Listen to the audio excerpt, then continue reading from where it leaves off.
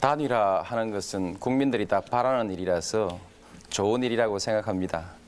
그런데 이제 이것은 오래전부터 예측돼 있던 일입니다. 저는 7월경부터 재경선을 열어놓고 또 어떤 형식으로든 국민 경선을 통해서 단일화를 하면 좋겠다. 진작 좀 국민 경선을 했으면 좋았을 텐데 왜 국민 경선이라는 방법을 그동안에 받아들이지 않으셨는지 그런 취지에 대해서 설명을 좀 해주십시오.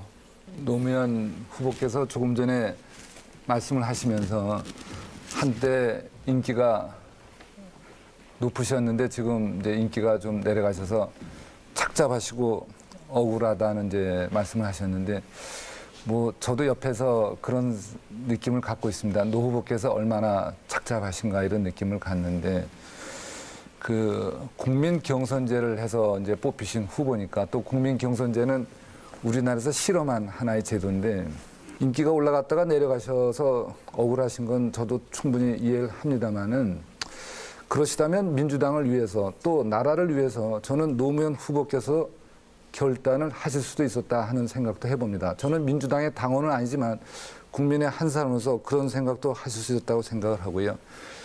국민 경선을 왜 하지 않았느냐 이러는데 저도 그 국민 경선은 성공한 실험이다. 이것은 인정을 합니다. 그렇지만은 같은 당에 계시던 분들께서 국민 경선은 사실은 문제점이 많이 있었다. 그리고 뭐 많은 사람들이 뭐 동원됐었다 이런 얘기도 하는데요. 사실 그래서 저희는 그것보다는 이제 당원들에 의해서 뽑는 걸 이제 바랬는데, 근데 노 후보께서 국민 경선을 하자고 해서 국민 경선의 취지에 가까운 것이 여론조사라고 많은 분들이 또 노 후보께서 말씀을 하기 때문에 제가 그것을 했습니다. 시간상 예. 국민 경선에서 동원이 있었다 이런 얘기를 진짜 믿고 계시는지 참 좀 의문스럽습니다만 그 문제는 접어두기로 하고요. 여론조사 방법을 제가 수용한 것은 사실은 우리 정 후보의 요구를 다 수용한 것이거든요.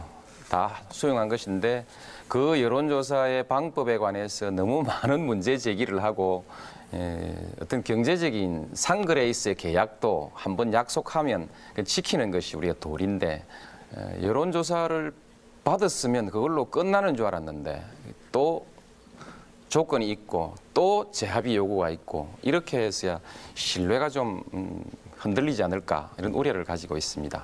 어느 쪽에서 그것을 유출했는지 뭐 이런 것도 중요하다고는 생각하지 않습니다. 그런데 분명한 것은 여론조사는 노무현 후보께서 요구한 것이고 저희들이 제안한 것은 여론조사 절반, 당원 절반 이걸 한 겁니다. 그래서 여론조사 방법이 결국 된 거는 노무현 후보의 제안을 저희가 수용한 것, 이것은 사실이니까 이 사실은 좀 분명히 인식을 해 주시길 부탁을 드립니다. 후보 단일화를 한다고 그러니까 일부 신문에서 후보 단일화는 노무현 후보하고 저하고 뭐 정책 이념, 성장 배경이 다른 사람끼리 하는데 이거 문제 많다고 많은 신문에서 많은 사설에서 지적을 했고 또 한나라당에서도 또 이해창 후보께지 그런 말씀을 하시기 때문에 저는 생각을 해봤습니다. 후보 단일화 왜 하는가?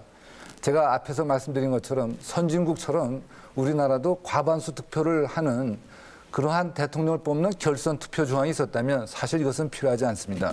지난번에 김대중 대통령께서 당선될 때 39% 받으셨고 그전에 김영삼 대통령은 41%를 받았습니다. 소수파에 의해서 대통령이 되는 것은 국가적 불행이라고 저는 생각을 합니다. 그래서 이 단일화를 했는데 단일화는 이해창 후보한테 이길 수 있는 후보여야 된다고 생각을 합니다.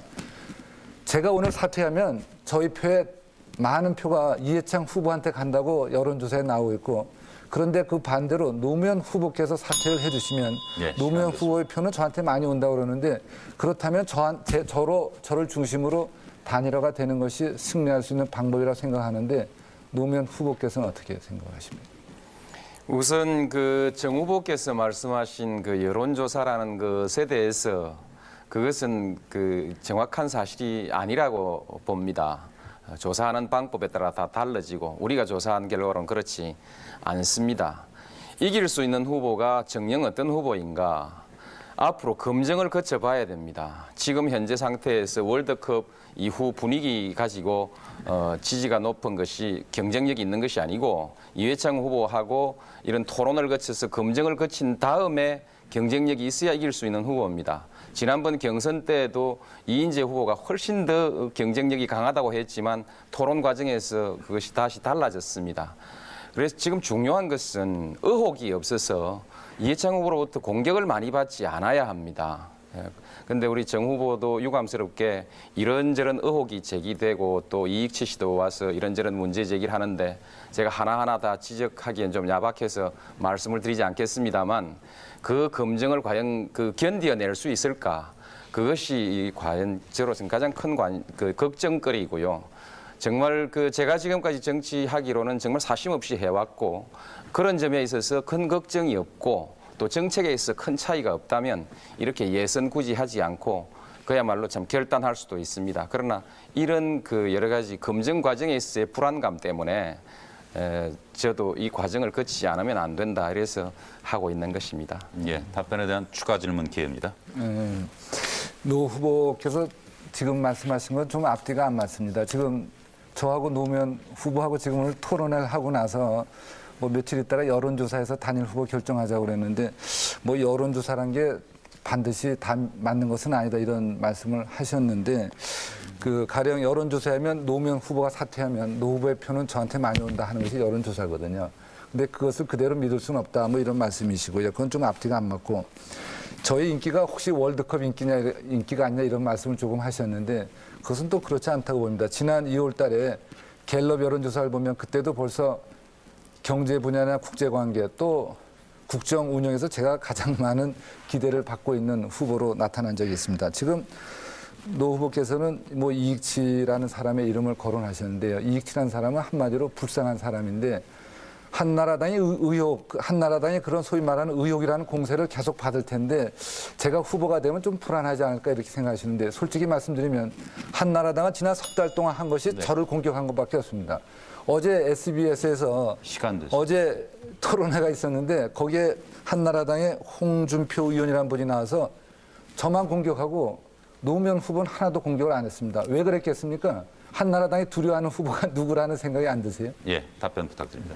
그래서는 다른 여론조사도 많이 있다. 결과가 전부 똑같지 않다는 것을 말씀드린 것이고 여론조사를 믿지 않는다라고 말하진 않았습니다. 실제로 좀 의도 있는 여론조사가 있기는 있습니다만 그러나 뭐 그렇게 보시고요. 그다음에 이제 한나라당이 두려워하는 후보가 누구냐 이런 것은 또 우리 쪽에서는 진정으로 한나라당이 두려워하는 후보는 노무현 후보이기 때문에 한나라당이 지금 정몽준 후보에 대한 여러 가지 파일들을 준비해놓고 쓰지 않고 있다. 우리는 그렇게 판단하고 있거든요. 그런데 그것이 또 내부 문건이라는 것이 어제 보니까 무슨 주간지에 하나 이제 폭로됐는데 그 내용은 또 아주 여러 가지들이 있습니다. 그것은 뭐 근거 없는 것도 있고 한나라당이 하는 일이 좀 그렇지 않습니까? 그러나 그 중에는 정말 이건 방어하기 어렵겠구나 하는 것도 좀 있습니다. 예. 예. 뭐 한나라당이 저에 대한 의혹이라고 또 뭘 했는데 노 후보께서 보시기에도 제가 방어하기 어려운 의혹이 있다 이렇게 말씀하셨죠. 만약에 주간지에 한나라당의 어떤 폭로에서 주간지 기사가 났으면 노 후보께서 앞으로 저한테 전화를 해 주시면 좋겠어요. 이런 게 나왔는데 혹시 이거 사실이냐 아니냐 그럼 제가 말씀을 드릴게요. 뭐 한나라당이 지난 석 달 동안 한 게 그저 저 두들겨 패는 것밖에 안 했는데 앞으로 의혹이 또 나올까 봐 걱정하실 게 아니고 한나라당이 그렇게 온갖 거짓말을 했음에도 불구하고 제가 이렇게 하고 있다 하는 걸 좀 아셨으면 좋겠습니다. 예. 제가 말씀을 드리겠습니다. 제가 왜 이해창 후보가 대통령이 되는 것은 바람직하지 않다고 생각하는지. 저 죄송한 말씀이면 첫 번째는 역시 이해창 후보는 연세가 지금 너무 많으십니다. 그 연세에도 불구하고 건강이 좋으신 건 사실인 것 같습니다만은 대통령의 경무를 하기에는 연세가 너무 많으십니다. 학교 선생님도 62세가 되면 그만하라고 그러면서 본인은 70세가 넘을 때까지 대통령을 하시겠다는 것은 앞뒤가 맞지 않습니다. 두 번째로 요즘 국제관계에서 제일 중요한 것이 미국과 이라크와의 이제 무력 충돌 이제 문제인데 이해창 후보가 되면 노 후보나 제가 되는 것보다는 역시 북한과의 관계가 더 껄끄러질 것이고 소위 말해서 한반도에 냉풍이 불어서 우리 북한과의 관계가 상당히 위축이 될 것입니다. 이것은 북한과의 관계가 나빠지면 경제 문제에도 큰 타격이 될 것입니다. 세 번째로는 이해창 후보는 지역 감정에 의존한다고 저는 봅니다. 지역 감정은 우리 모두를 패배자로 만드는 아주 나쁜 것인데요. 호남의 분들이 이런 말씀하는 거 들었습니다. 지난 5년 여당답지 못한 여당 했는데 앞으로 50년 우리 아이들 어렵지 않나 이런 걱정하신다는 것이고요. 대구에 가서 선생님들을 만났더니 그래도 DJ가 퇴임한 후에 DJ를 구속할 수 있는 사람은 이회창이밖에 없다. 그러니까 찍어주자. 이렇게 얘기를 해서 제가 그 선생님들에게 이거 너무 심하지 않냐 했더니 그분들이 웃으면서 심하긴 하죠. 이렇게 대답을 했는데 정치는 국민들을 화합시켜야 함에도 불구하고 이해창 후보는 증오와 보복의 정치에 의존하고 있다고 저는 생각을 하고 이것은 악순환의 계속이라고 생각을 합니다. 답변 시간이 다 이것보다 더 중요한 예. 것은 이해창 후보는 독선이 심하다고 저는 생각을 합니다. 이해창 후보가 대통령이 되시면은 행정부는 물론이고 국회 그리고 지방의회까지 전부 장악을 해서 흔들어서 꽉 잡아서 뭘 좀 보여주시겠다 하는 것이 그분 얼굴에 표시가 되는데 글쎄 뭐 이해창 후보도 경험이 많으신 분이니까 꽉 잡아서 뭘 보여주면 뭔가 보여주긴 보여줄 텐데 그것은 시대착오적이라고 생각을 합니다. 지금은 모든 국민들이 각자 마무리해 열심히 살아야 될 시대지 대통령이 뭔가 보여주는 시대는 이제 지나갔다고 생각을 합니다. 그렇습니다. 저는 정몽준 후보를 처음에 상당히 좀 의심을 했습니다. 저분이 이회창 후보하고도 함께 합칠 수 있다는 말씀을 하셨기 때문에 굉장히 당황하고 야 이렇게 하면 어떻게 되는 거냐 했었는데 그 뒤에 이제 직접 만나 뵀더니 조금 전에 이제 하신 말씀대로 그렇게 말씀을 하셔서 참 다행이다. 그 점에 있어서 뜻을 같이 하는구나 이렇게 해서 정말 안도했습니다. 정 후보님. 그래서 이제 단일화 정말 이거 꼭 이루어야 되겠구나. 그래서 여러 가지 어려운 그 고비를 겪으면서도 저도 이제 단일화를 결심하고 뭐 마지막까지 제 나름대로 결단을 하고 이렇게 했습니다. 그런데 다만 이제 한 가지 이해창 후보가 대통령이 돼서는 안 된다. 특히 IMF 같은 것을 가져온 책임 있는 한나라당이 또 정권을 잡아서는 안 된다. 예를 들면 미국의 경우 공화당이 이 대공황을 가지고 왔다고 해서 20년 동안 정권을 못 잡았지 않습니까? 영국의 노동당이 18년 동안 정권을 못 잡았습니다. IMF 걱정 때문에.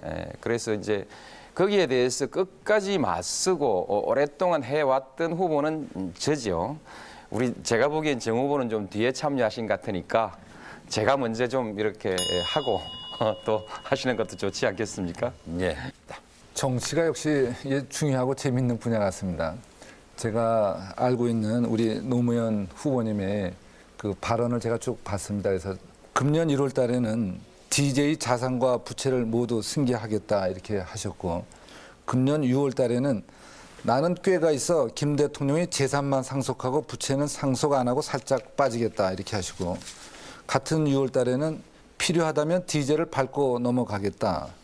또 이번 11월에는 탈 DJ를 할 이유가 없다. 차별하는 특정인을 감정적으로 모독하는 것이다. 이렇게 말씀을 하셨습니다. 김영삼 전 대통령에 대해서는 이렇게 하셨습니다. 지난 90년에 김영삼은 부산 시민의 자존심을 팔았다. 정계 은퇴하고 용서를 빌어라. 96년에는 김영삼 정권은 정치를 음주운전하고 있다. 그리고 지난 대선 기간에는 YS를 식견이 모자란 사람 이렇게 했습니다. 그러다가 시간 지났습니다. 네, 예. 대통령 후보로 지명되신 다음에 김영삼 후보를 찾아가셔서 YS식이 아직도 차고 있다고 하셨다고 신문에 나셨는데 한번 설명해 주시기 바랍니다. 네. 예, 부처님께서도 설법하실 때 만나는 사람 따라 다르게 설득하고 이렇게 대화하고 합니다. 제가 기본적인 태도와 원칙이 오락가락하는 사람은 아니고 차별화하라고 자꾸 조르는 사람이 있으면 알았다 하겠다 이렇게 하기도 하고 해왔습니다만 그러나 과거에 대통령 되겠다고 하는 사람들하고 저를 비교해 볼 때 그래도 제가 야박한 짓은 하지 않지 않습니까? 그다음에 민주당의 책임에 대해서 제가 짊어지고 나가겠다. 그렇게 꿋꿋하게 민주당을 지키고 또 이름만 바꾸자고 하는 그런 여러 가지 논의에 대해서도 그렇게 신의 없이 국민들을 속이려고 하면 안 된다. 이렇게 원칙 있게 정치를 해오지 않습니까? 말도 중요하지만 실천이 더 중요한 것이라고 저는 그렇게 생각하고 김영삼 전 대통령에 대해서는 사실 애증이 교차합니다. 저를 정치에 진출시켜 주신 분이고, 그러나 또 한편 3당 합당으로 정치의 원칙을 깨뜨림으로써 저와 갈라져서 서로 적대하다가, 그러나 지나고 보니 역시 민주 세력의 분열이라는 것이 우리 역사에서 참 비극이라서 이제 은퇴한 뒤라도 두 분이라도 은퇴한 뒤라도 손 좀 잡게 하려고 제가 찾아가 보기도 하고 이런 노력을 했는데, 정치는 그때그때 그렇게 필요에 따라 일을 하는 것입니다. 그 일이 일관되게 저는 잘못된 일이라고 생각지 않습니다. 예. 예. 이에 대해서 보충 질문 있습니까? 노무현 후보께서 지금 정치는 그때그때 필요에 의해서 한다, 뭐 좋은 뜻으로 해석할 수 있겠습니다. 또 애증이 교차한다, 뭐 다 좋은 뜻인데, 부처님도 뭐 상대편에 따라서 말을 바꿨다 그랬는데, 뭐 노 후보님이 본인이 부처님 수준이라고 자칭하시는 건 아니겠죠. 그 공자님도 그런 말씀한 거 제가 기억이 납니다. 몇 번 생각하고 행동을 해야 되냐 그랬더니 성격이 좀 급한 사람 보고는 3번 생각하고 행동해라. 또 신중한 사람이 와서 물어보면 한 번만 생각하면 된다, 이렇게 말씀을 하셨죠. 근데 이런 거는 다 일관된 이야기고요. 우리가 특정인에 대해서 공개된 장소에서 정계 은퇴하고 용서를 빌어라 하는 것하고 과연 애증이 교차하는 것하고 그렇게 표시가 되는 것인지 예. 보통 사람은 좀 헷갈리기가 쉽죠. 3당 합당 이후엔 삼김청산을 주장하다가 삼김청산 되는 판이 아니라서 다시 김대중 대통령의 그 평민당과 통합하고, 그 뒤 또 삼김청산 주장하다가 97년 정권 교체를 위해서 다시 힘을 합하고 이렇게 했습니다. 또 정 후보하고 저하고 사이에서도 정치적 주장을 달리 하다가 또 더 큰 것을 위해서 손을 잡고 이렇게 하는 것입니다. 너무 그렇게 꼬치꼬치 따지시면 정치는 못하는 것이고, 공자님 말씀하셨습니다만 전 부처님 반열에 가 있지는 않지만 부처님 말씀은 배우려고 그렇게 노력합니다. 굳이 그렇게 말씀하시면 정 후보께서도 이회창 후보하고도 손잡을 수 있고, 사자연대 하실 수도 있고, 장세동 씨하고도 같이 할 수 있고, 이런 여러 가지들을 말씀하셨는데, 이것은 또 그 일관성 문제에 대해서 지적을 받을 수 있죠. 제가 거기에 그것을 질문으로 받아들여도 되겠습니까? 예. 그 정치 부분에 있어서 우리 국민들이 가장 큰 관심을 갖는 것은 부정부패입니다.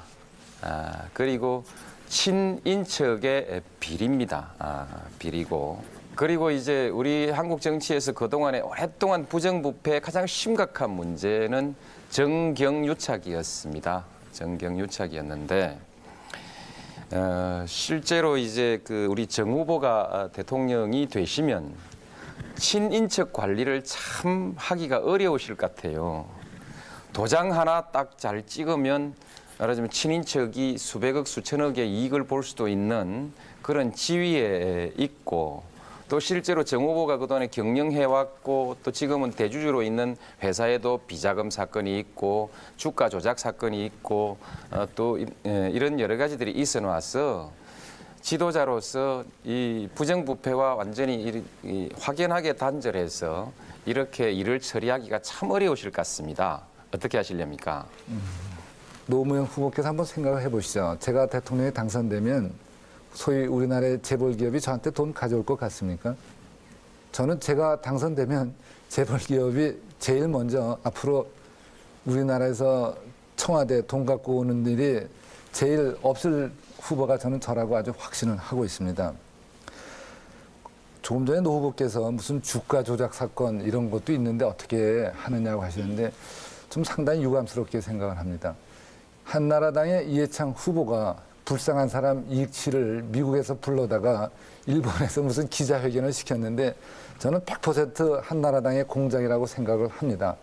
그래서 이익치 씨의 주장이 사실이면 제가 오늘 후보 사퇴하겠습니다. 그리고 이익치 씨가 마침 여기 와 있으니까 한나라당과 민주당이 지금 선거철이긴 하지만은 국정조사를 실시해야 합니다. 그러니까 노 후보께서도 가끔가다 무슨 주가 조작 사건 이렇게 슬쩍 운을 띄워서 저를 겨냥하지 마시고 지금 돌아가셔서 민주당과 한나라당이 빨리 이익치가 와 있으니까 국정조사를 하라고 이렇게 하셔야 됩니다. 네, 모자란 그다음에 답변은 추가 질문에 더 해주셔도 되겠습니다. 네. 시간이 지났기 때문에 노무현 후보가 이 관련해서 다시 추가 질문하실 수 있습니다. 그 이회창 후보가 자기 동생을 시켜가지고 국세청 동원해서 자금을 166억이나 걷어다가 자기 선거 자금으로 썼습니다.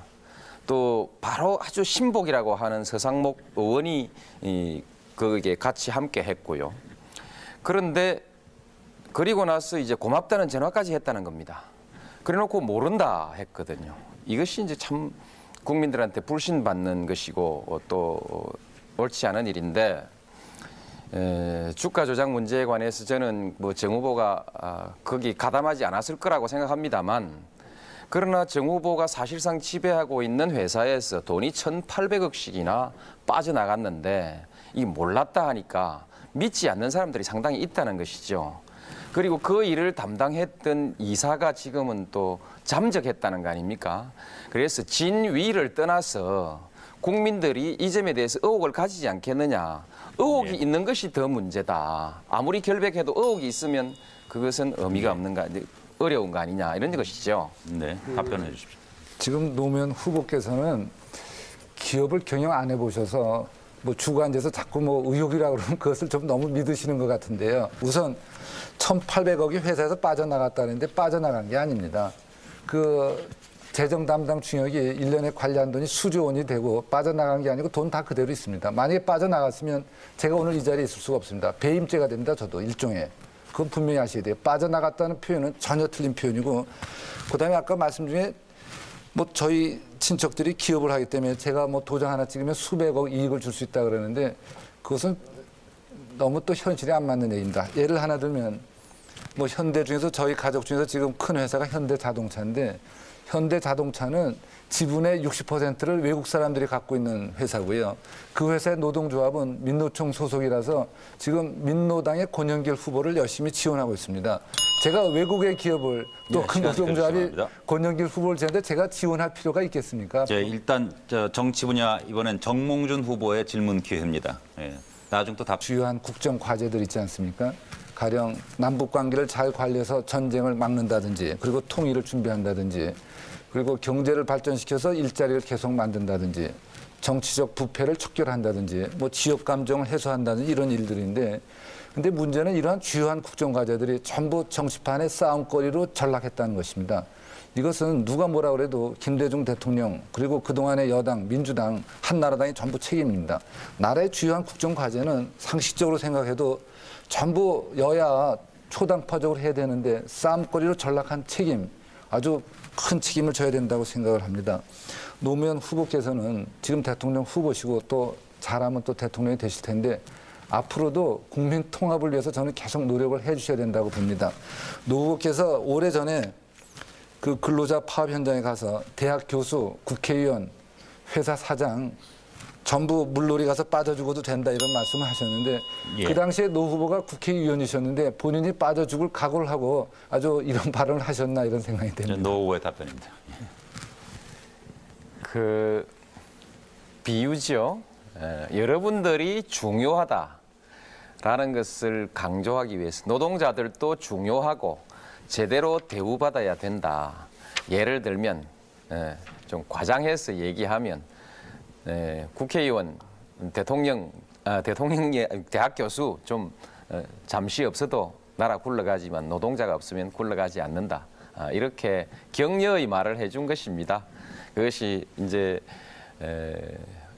다른 자리에서 얘기하면 그게 또 말이 문제가 있지만 그 자리에서는 적절한 얘기였습니다. 그것을 전혀 이제 다른 그 국민학교 초등학교 동창생 만나서 마음 터놓고 한 얘기를 그것을 들고 와서 국정의 장에서 얘기한 것처럼 그렇게 또 비판하면 그렇게 비판하면 그 비판을 면할 수 있는 사람이 없습니다. 그래서 적어도 이제 제가 민주당의 대통령 후보가 된 사람인데 그 정도 분별도 없고 그 정도 지능도 안 된 사람이 대통령 후보로 뽑혔다고 하면 참 우리 민주당도 부끄럽고 국민들도 부끄러운 일이 됩니다. 그래서 이제 그런 문제는 더 그런 걸 가지고 시비하고 이렇게 문제 삼고 하지 않았으면 좋겠습니다. 예. 정 후보께서 추가 질문해 주십시오. 근로자들을 이제 격려하시는 건 좋죠. 제가 근로자들이 전부 제 유권자입니다. 전 세계에서 가장 힘든 일을 하는 노동자, 조선소와 자동차 근로자가 제 유권자시고요. 제가 그 유권자들의 압도적인 지지를 받아서 제가 4번 국회의원을 한 사람인데 저도 근로자들 격려하는 게 제 일입니다. 저는 이렇게 얘기를 합니다. 근로자 여러분들이 산업천사다. 여러분들 덕분에 서울에 있는 사람들이 다 잘 살고 있다. 이렇게 얘기를 하지. 여러분들이 주인이기 때문에 저기 있는 사람 다 빠져 죽어도 된다. 이것하고는 차이가 전 분명히 있다고 생각을 합니다. 얼마 전에 노 후보께서 대통령이 되면 총리 지명권을 다수당에 주겠다고 그랬는데 이것은 좀 무책임한 이야기라고 저는 생각을 합니다. 그렇게 할 것이 아니고 이번에 대통령의 임기가 만료되는 2008년은 20년 만에 한 번씩 오는 국회의원의 임기와 대통령의 임기가 같이 끝나고 같이 시작합니다. 그래서 저는 2004년 4월에 17대 국회가 개원할 때 개헌안을 발의하는 것이 저는 순서라고 생각합니다. 예. 여기에 대해서 노 후보께서 어떻게 생각하실지 말씀해 주시죠. 예, 제 발언한 내용은 그렇게 비유하는 것이 적절하지 않다고 말씀드렸고 제가 대우조선 노사분규를 중재해서 원만히 해결한 사실은 혹시 알고 계신지요? 현대자동차 98년 공권력 투입 직전에 가서 또 어떻든 원만하게 타협이 되도록 노력해서 성공했고 대우자동차 문제가 노동자들의 매각 반대로 교착 상태에 빠졌을 때 제가 계란 맞으면서 가서 노동자들을 설득해서 그 일이 잘 풀리게 했지 않습니까? 노동자 일방적으로 편들지 않습니다. 그리고 걱정하지 마십시오. 우리 정 후보님 제가 물에 빠지를 안 할 테니까요. 너무 걱정하지 마시고. 제가 그 당시에 그다음에 잠시 기다리십시오. 교수도 제 답변 시간을 네. 들으면 안 됩니다. 정 후보님 제가 답변을 할 수 있게 해주시고요. 총리 지명권을 다수당에 준다는 것은 프랑스에서 이렇게 하고 있습니다. 헌법 정신에 충실하자는 것이고요. 그다음 2004년 4월 문제 개헌 문제인 모양인데 저도 2007년 개헌 계획을 가지고 있습니다. 예. 이번에는 정치 분야와 관련해서 노무현 후보의 이제 마지막 질문. 한때 이제 축구가 붐이 났을 때 월드컵 하기 이전입니다. 이전부터 이제 축구 붉은 악마들이 다니면서 우리나라 선수들이 출전하면은 이제 미안합니다. 대한민국 짜짝 했죠. 했는 대한민국 짜자짜자짜 이렇게 했는데 그 뒤에 이제 우리 경선할 때 저를 지지하는 사람들이 국민통합 짜자짜자 하고 그다음에 이제 월드컵이 왔습니다. 했는데 그저 국민통합이 제 9호인데 정 후보님께서 당명으로 써버렸어요. 제가 이럴 줄 알았으면 그걸 등록을 해놓을 걸 했는데 등록을 못해서 참 아쉬운데요. 국민통합에 관해서 제일 그전부터 지역 감정이 있었지만 사실 90년 3당 합당이거든요. 그것이 가장 결정적인데 그 90년 3당 합당 때 정 후보는 호남 고립화 구도에 민자당에 참여하셨지 않습니까? 예. 그게 질문입니다. 그게 질문이십니까? 민자당에 참여하셨지 않습니까? 여기까지가 질문입니다. 예. 정 후보님 답변해 주십시오. 그 당시에 이제 평민당만 빠지고 그러니까 어떻게 됐나요? 민정당, 민주당, 그다음에 자민 그 당시에 뭐죠? 김종필 신민주공화당 이제 합당을 했었어요. 근데 그분들의 변이 북한에는 노동당이라는 강력한 정당이 있는데 우리는 이렇게 사당이 항상 이렇게 분열되어 있기 때문에 어떻게 통일에 대비할 것인가? 통일에 대비하기 위해서 우리도 강력한 정당이 있어야 된다면서 합습니다. 그래서 저도 그 취지가 좋아서 제가 또 그 당시에 무소속 의원이 둘이 있었는데 저하고 북한의 미리북에서 구속된 서경원 의원이었어요. 그러니까 서경원 의원이 구속돼서 국회에 못 나오기 때문에 실질적으로 저 혼자 있었고 또 그분들이 세 분들이 합쳐서 물론 평민당만 고립시킨 것은 저는 그것이 의도적이었다면 아주 잘못됐다고 생각합니다. 지금 3당 합당 이야기 나오니까 제가 기억에 남는 것이 88 올림픽이 성공한 다음에 바로 국회에서 여소야대 국회가 됐었죠. 그래서 88 올림픽의 성공을 갖다가 국가 발전의 열기로 이어가지 못했다 하는 지적을 지금까지 받고 있습니다.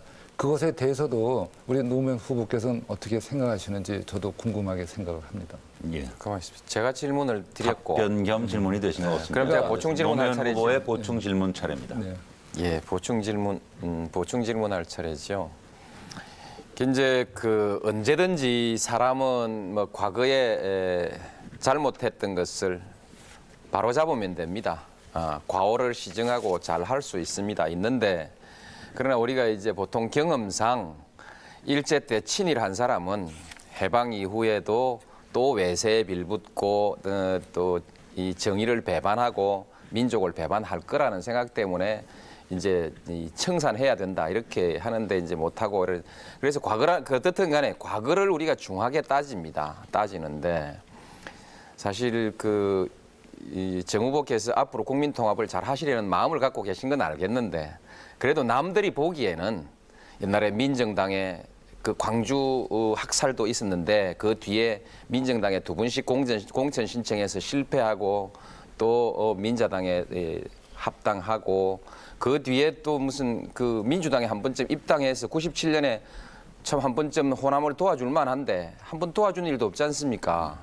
그리고 지금 국민 통합 나오니까 조금 이상하지요.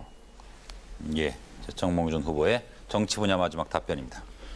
노무현 후보께서 요즘 바쁘신 줄 알았더니 별로 안 바쁘신 것 같습니다. 그 무슨 주간지를 많이 보시는 것 같은데요. 첫 번째로 제가 민정당에 2번 공천했다가 실패했다고 하는데 공천 신청한 적 없습니다. 사실은 이렇게 됩니다. 제가 주간지가 아니고 중앙일보. 네, 그것도 어디서 했는지 잘못된 것입니다. 앞으로 하여간에 저에 관해서 좀 미심쩍은 거 있으면 저한테 앞으로 수시를 전화를 해주시는 게 제일 좋은 방법이고요. 하나 실화를 소개시켜드리면 제가 12대 국회 때 출마를 하려고 했습니다. 그 당시 울산에서 전체에서 2명 뽑았는데 그 당시 전두환 대통령께서 저를 청와대로 부르더니 아니 젊은 사람이 회사에 있으면 좋을 텐데 왜 그 정치는 하려고 그러냐고 뭐 1시간 내내 출마하면 안 된다고 그러셔서 저는 국회의원 하는 것이 정치를 한다는 기분보다는 공직에 봉사하는 생각이다 했더니 이야기는 충분히 되는데 하여간에 뭐 출마하지 말라 했습니다. 제가 무소속으로 출마를 하려고 그랬고 민정당에서 출마하지 못하게 한 겁니다. 그거 사실은 좀 분명히 아시고 말씀을 해주시고 그리고 3당 합당할 때 평민당이 빠졌기 때문에 제가 무슨 호남에 대해서 도와주지 않은 사람을 자꾸 하려고 그랬는데요. 노 후보님 그런 발언은 지역 감정을 선동하는 발언입니다. 그것은 바람직하지 않다고 생각합니다. 참 어느 걸 물을지 이게 너무 많아서 그런데 세금 문제 하나 물어보죠. 네, 물어보시죠. 법인세 인하를 찬성하십니까? 네, 저는 법인세는 인하하는 것이 좋다고 생각합니다. 법인세는 지금 홍콩 같은 경우에 제가 알기로 16%로 단일 세율입니다. 그렇게 함으로써 관청의 자의적인 해석을 방지해서 기업들이 관청에 로비하러 다닐 필요가 없습니다. 지금 우리나라는 의도는 다단계 누진적으로 해서 돈 많이 버는 사람 돈 많이 내라 의도는 좋은데 실제로 어느 세율을 적용하느냐 하는 것에 따라서 기업들이 많이 영향을 받기 때문에 뭐 의도하고 달리 좋지 않습니다. 저는 법인세는 어느 정도 인하를 하는 게 필요하고 특히 중소기업의 경우에 이익이 1억이 나면은 얼마고 1억이 넘으면 바로 얼마인데 저는 중소기업의 경우에는 이익은 한 30억 정도로 올려서 30억 이하는 전부 좀 낮춰주고 30억 이상은 조금 더 올려받는 2단계 정도 하는 것이 전 바람직하다고 생각합니다. 제 질문 1분 시간을 다 쓰셨어요. 그래서 일단 보충 질문. 단문으로 또 묻겠습니다. 정해진 시간 안에 소화 다 할 테니까요. 실제로 우리 법인세가 미국이나 일본이나 유럽에 비해서 많이 낮다고 보십니까? 제가 경제학을 공부하고 미국서 또 경영대학원도 이제 다녔는데요. 우리가 이제 책에서 보면 예를 들면 스웨덴 같은 데가 법인세가 제일 높습니다. 이제 복지 정책을 하는 나라니까. 근데 다른 말씀을 하시면 제가 답변 시간이 얼마입니까? 전 단답으로 말씀해 주시길 바랐는데. 그럼 얘기할게요. 명목 세율은 높은 나라들이 있지만 그런 나라들은 또 무슨 공제 제도가 더 발달해서 실질 세율은 낮다 하는 연구 결과가 있습니다. 그러니까 우리나라는 높은 편입니다 한마디로. 전체적으로 시간이 남아 있죠 아직까지. 노 후보 질문. 그래서 지난번에 한나라당이 법인세 2% 인하안을 냈는데 그걸 계산해 보면 전체로 1조 5천억 원 세금이 깎입니다. 세수가 줄어드는데 그 중에서 1억 원 이상의 그 과표를 가지고 있는 법인은 13%이죠. 숫자로 13%인데 실제로 그 중에서 1조 2천억 이상을 전부 그 1억 원 이상의 큰 기업이 이익을 보게 법인세를 감면 혜택을 받게 돼 있고 나머지 이 87%의 기업은 불과 한 3천억 정도밖에 그 혜택을 못 받게 돼 있습니다. 결국 법인세 인하라는 것이 말하자면 큰 기업, 돈 많은 사람에게만 혜택을 주는 제도가 현재 우리 한국은 될 수밖에 없습니다. 그래서 부당하다는 것이죠. 예, 보충 질문하신 걸로 알고요. 정몽준 후보 답변 기회 드리겠습니다. 뭐 노 후보님 말씀도 뭐 상당히 일리는 있습니다. 제가 그 일리는 있는데요. 근데 중소기업 하는 분들 만나보면 그 지금 중소기업 그 법인세가 이제 2단계로 돼 있는데 그걸 좀 1단계하고 2단계가 너무 차이가 커서 중간에 좀 하나를 더 만들어 주든지 그 1억 상한을 갖다 좀 올려주든지 뭐 이런 부탁들을 하는데 저는 그분들 주장을 들어주는 게 좋다고 생각합니다. 그래서 법인세는 내리는 게 좋고 그럼 왜 우리는 법인세를 가령 뭐 완전히 폐지하는 사람도 있고 또 단일 세율을 하면서 낮추는 주장을 하냐 하는 건 기본적으로 이것이 이중과세라는 겁니다. 기업이 뭐 열심히 일을 해서 돈을 벌어서 그 돈을 갖다가 기업 자체 투자로 쓰든지 주주에게 배당을 할 때 배당할 때 또 배당세를 다 내죠. 그리고 또 개인들은 또 소득이 되면 또 개인 소득세를 다 내기 때문에 이것이 2중, 3중 과세이기 때문에 원칙에 어긋난다고 하기 때문에 극단적으로 하는 사람은 좀 아주 없애자, 내리자 이런 주장을 하는 것입니다. 예, 일단 이어서 쉬운 거부터 해드릴까요? 좀 어려운 거부터 해드릴까요? 이 경제는 사실 이게 좀 기술적인 문제인데요. 그 노무현 우리 후보께서는 그 앞으로의 대통령이 되시면 뭐 일자리를 많이 창출하시겠다. 아주 좋은 생각이신데 가령 경제 성장률을 연간 7%가 좋다고 그러셨는데 저하고 이해창 후보는 보니까 둘 다 6%로 했더라고요. 그리고 우리나라의 잠재 성장률은 5.12%다 이렇게 연구소에서 발표를 하는데 6%나 8%가 아닌 꼭 7%가 돼야 한다고 생각하시는 무슨 특별한 이유가 있으신지요? 저는 6%가 좋다고 생각을 합니다. 예. 지금 우리 잠재 성장률이 5.2% 정도라고 하는 것은 대체로 다 잘 알고 있는 일입니다. 그런데 왜 6%냐라고 물으면 역시 이제 설명이 복잡해지는데 저는 7%입니다. 우선 이 잠재 성장률이 우리가 이제 과거에는 높았다가 낮아진 이유가 결국 인력의 부족입니다. 노동력의 공급의 부족 때문에 가장 큰 애로가 걸립니다. 그런데 우리나라의 여성들이 지금 약 48% 정도만 경제활동에 참가하고 있고 이것은 OECD 국가에 비하면 훨씬 낮습니다. 이 여성들이 약 55 내지 60% 정도로 경제활동에 참가하게 됐을 때 50만 명 정도의 일자리가 더 생기게 되고 50만 명 정도가 일자리가 더 생기게 됐을 때 잠재 성장률 0.9% 상승 효과가 생깁니다. 그다음에 이제 우리 한국 사회에 갈등이 많아가지고 갈등 비용이 너무 많습니다. 지역 갈등, 특히 노사 갈등으로 인한 갈등 비용인데 제가 어떻든 노동자들하고 그동안에 뭐 노력을 많이 했기 때문에 여러 차례 경험도 있고 하니까 노사 갈등은 제가 잘 풀어낼 수 있을 것이다. 그런 것을 말씀드리고 그다음에 이제 우리 정 후보하고 아주 다른 점이 공정하고 투명하고 자유로운 시장, 그런 것을 위해서 저는 재벌 개혁을 주장하고 있는데 이 개혁을 잘하면 또 잠재 성장률이 0.5% 정도 성장할 수 있습니다. 예. 동부가 특수 이렇게 해서 전부 전문가가 계산해 준 예. 수치입니다. 예. 예, 보충해서 질문하시고도 답변해 주시고. 그 경제 성장이라는 거는 뭐 적정 성장률이 좋은 거죠. 그래서 뭐 지나치게 높아도 예를 들면 그 인플레 위험이 있고 또 국제 수지가 나빠지는 뭐 여러 가지가 있습니다. 그래서 사실 우리나라 많은 전문가는 내년 성장률은 6%가 적정 성장률이다 이렇게 얘기를 하고 있습니다. 노 후보께서 이제 충청도에다 행정 수도를 하신다고 그랬는데 제가 볼 때 문제는 이런 중요한 문제를 제가 볼 때는 국민적 합의 없이 충분한 연구도 없이 이전 대성 지역을 어느 특정 지역으로 못 박는 바람에 이것이 선거 때 이런 걸 하는 것이 과연 바람직한 것인지 예. 또 충청권 주민들은 그렇다고 과연 이걸 환영하는 것인지 다른 지역에서는 상대적 박탈감을 느끼고 있는 것은 아닌지. 예. 예를 들면 이런 행정수도 이전은 한 5, 60년 걸리는데 대통령 선거운동 기간에 이걸 발표하시는 건지 특정 지역을 박아서 예. 바람직하다고 생각하시는지요? 답변해 주시기 바랍니다.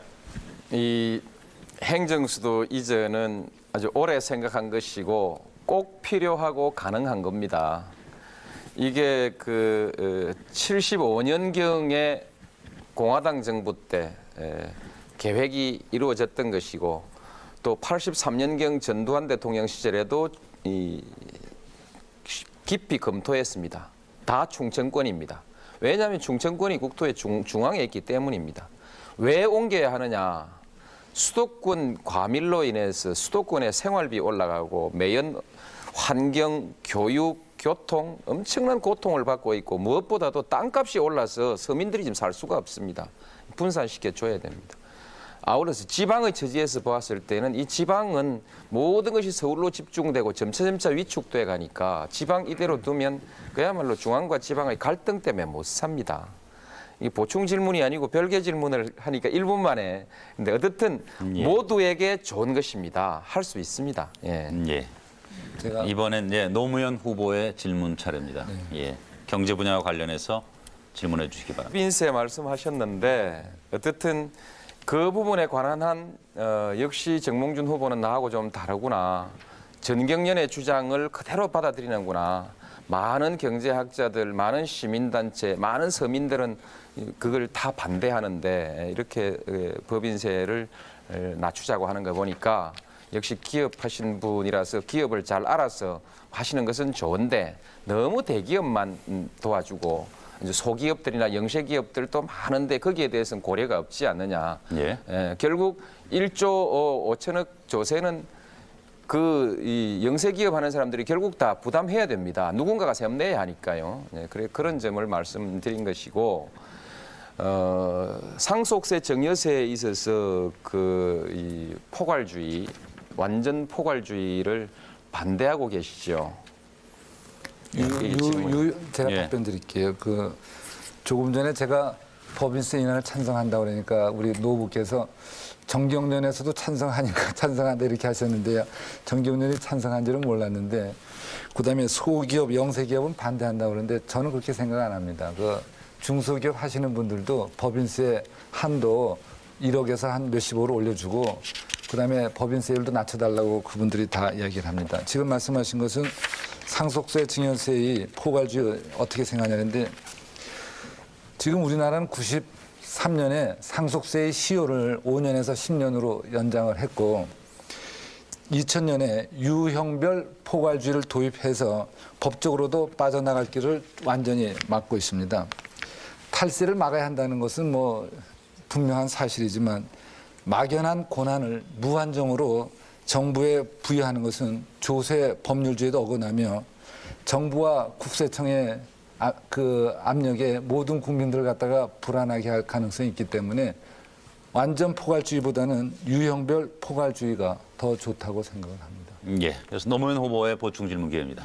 우리 정 후보께서 상속받은 재산이 얼마쯤 되시는지 그래서 상속세를 얼마나 내셨는지 옛날에 포괄주의, 유형별 포괄주의도 없던 시절에 바로 그 포괄주의가 아니었기 때문에 정 후보께서도 세금을 부과받았다가 소송해가지고 이기시기도 하고 그렇게 했지 않습니까?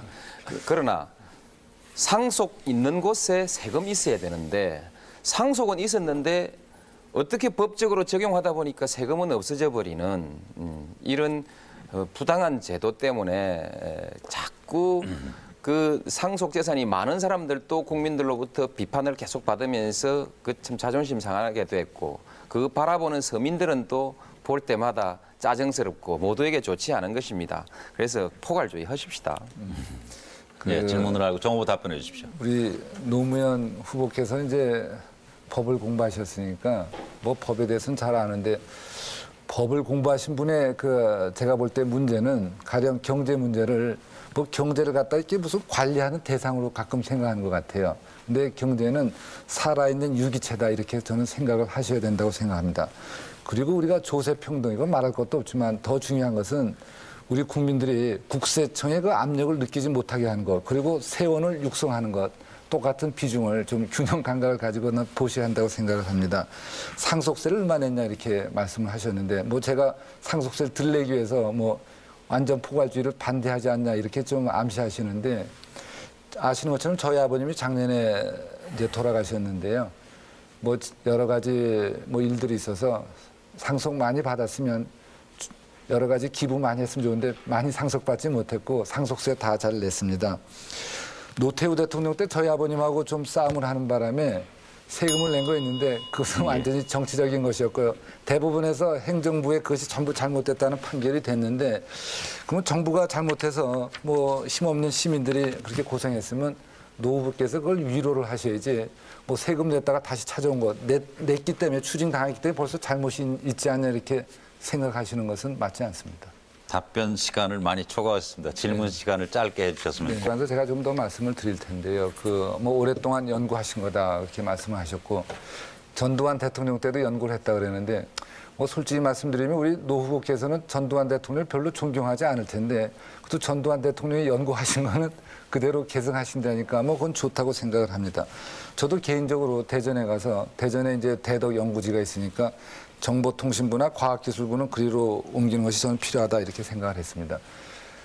한마디로 해서 행정수도 이전은 브라질이나 호주의 경우를 보더라도 70년이 걸리는 사업이었습니다. 노 후보께서는 우리나라가 70년 동안 앞으로 통일이 된다는 가능성 혹시 생각을 안 해보셨는지, 통일이 되더라도 대전이 꼭 좋다고 생각을 하시는지, 예. 70년이 걸리는데 재원은 얼마가 들다고 생각하시는지 좀 말씀을 해주시기 바랍니다. 브라질과 호주는 크게 성공적인 경우는 아니고요. 그다음에 이제 워싱턴과 오타와 같은 곳은 그 성공적인 경우지요. 경우이고 70년 걸린다고 하는데, 그것은 브라질에서 브라질리아를 만들 때 그때가 1959년, 60년 이때입니다. 브라질리아를 건설할 때는 밀림 속으로 수백 킬로를 들어가 가지고 완전히 황량한 도시를 새로 일구었습니다. 지금 충청도에는 고속 전철도 있고 각종 고속도로가 거미줄처럼 다 얽혀 있고 공항까지도 지금 준비 다 돼 있기 때문에 터 한 600만 평 닦아 가시고 그 위에 그냥 집 옮겨 지으면 됩니다. 분당 일산 지을 때 뭐 수십조 정부가 돈 들인 거 아닙니다. 기반 시설 처음에 할 때 약 3조 정도 투자를 하고 나면 그 뒤에 그것은 분양하면서 다시 다 회수되는 것이고, 공공용지는 그렇게 해서 남습니다. 남고 우리 정부 청사가 한 18만 평 정도 되는데 평당 건축비를 700만 원 잡더라도 1조 3천억 원 정도이면은 충분히 다 건설할 수 있습니다. 서울에 있는 청사들, 땅들 다 팔고 청와대는 우리 시민들에게 돌려주고, 좋은 공원이지 않습니까? 시민공원으로 돌려주고, 그 청와대, 국회 다 옮겨가서 그렇게 새로운 시대를 만들 수 있습니다. 예, 정몽준 후보의 보충 질문 차례입니다. 그래도 이제 우리나라는 이제 문제가 이 정치와 행정이 분리되지 않고, 정치가 행정뿐만 아니라 경제, 사회, 문화 모든 분야를 이제 지배하는 게 문제입니다. 그래서 가령 노 후보께서는 뭐 지금 말씀 들어보니까 뭐 여러 가지 좋은 생각을 많이 하시는 것 같은데, 청와대가 옮기면은 행정부가 옮기는 게 아니고요. 대한민국의 행정, 경제, 문화, 사회가 다 따라갑니다. 그리고 우리가 앞으로 장기적으로 좀 봐야 되는데, 이런 것은 물론 우리가 고속도로가 돼 있는 건 사실이지만 행정 수도를 옮긴다는 것이 우리 정말 장기적으로 우리나라에 한 50년, 100년을 내다보고 해야 되는데, 남북관계 변화, 통일의 가능성 여기에 관해서 어떻게 생각하십니까? 예, 제가 아까 남북관계 문제를 대답해서 빠뜨린 것 같습니다. 보충 질문 받을 만한 것 같습니다. 남북관계가 잘 풀리면 남북연합이 먼저 구성될 겁니다. 남북연합은 관계는 이따가 예, 제가 남북관계 답변을 하실 때 드리죠. 하시죠. 예, 네. 조금 말씀하시죠. 남북연합이 만들어지면 각기 그건 국가연합이기 때문에 각기 정부는 다 따로 있습니다. 평양에 있고 충청도에 하나 있고, 남북연합 사무국만 개성이나 판문점 근방에다 세워서 거기서 조그마한 규모의 것이 운영되고 완전 통일이 되려면은 앞으로 얼마나 더 세월을 많이 보내야 될지 모르기 때문에 그 통일 문제를 우리 그 남북연합제로 생각하는 한 그거하고는 전혀 틀리지 않습니다. 오히려 이것은 안전성도 높아지고 필요하죠. 예. 예. 지금 뭐 경제 분야 얘기하시면서 노무현 후보께서 이제 별로 좋아하시지 않을 것 같은데요. 제가 중요하다고 생각해서 꼭 물어보겠습니다. 노 후보께서는 지난 관훈 토론에서 우리나라의 건국 정부에 대하여 북한과 남한 모두 분열 세력이다 이렇게 말씀하셨습니다. 처음에는 남한의 건국 정부를 비판하는 것 같았지만 남북한을 다 싸잡아서 격화시켰다고 저는 생각을 하고 있습니다. 당시 우리나라의 분단은 국제 정사의 영향을 받아서 이제 분단이 됐습니다. 사실 우리는 2차 대전 책임도 없는데 억울하게 이제 당한 것이죠. 그렇다면 그 당시 남한의 건국 정부는 이승만 대통령에 의해서 세워졌는데 다른 현실적인 대안이 있다고 생각을 하시는 건지 김구 선생님이 이끄시던 한국 독립당 뭐 이런 당이 있었지만 과연 한국 독립당이 우리 건국의 주역이 될 때까지는 어떠한 장애물이 있었다고 생각을 하시는지 그 당시에 우리나라의 통일정부 수립을 위해서 유엔에서 선거 감시단을 보냈는데 북한에서 입국을 막았기 때문에 우리만 이제 정부를 세웠습니다. 질문 마무리 여기에 해주시기 관해서 바랍니다. 네. 말씀을 좀 해주시고요. 네. 그 남북 간을 분열 세력, 분열 정권이다. 남북한 모두 예, 분열 정권이다. 이 평가가 남한 정부를 합법 정부로 인정하지 않는 것하고는 별개 문제입니다. 남한 정부가 합법 정부라도 분열 세력일 수 있습니다. 김영삼 정권도 합법적인 정부입니다. 합법적인 정권이지만 그것은 역시 분열 정권입니다. 김대중 정권도 합법적인 정권이지만 결국 절반의 지지밖에 받지 못한 분열 정권입니다.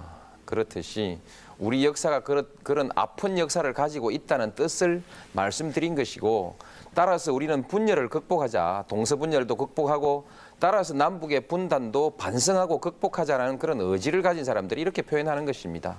그리고 이것은 정확하게 김구 선생께서 분열 정권이므로 분단 정권이므로 참여하지 못하겠다. 결국 강력한 민족주의 세력이 있었더라면 자주 독립 세력이 강력하게 있었더라면 우리도 오스트리아처럼 좌우 합작해서 그야말로 국가를 분열시키지 않았을 수도 있었다는 희망을 우리는 가지고 있습니다. 이런 평가를 근거로 해서 앞으로는 이런 일 우리 없도록 하자.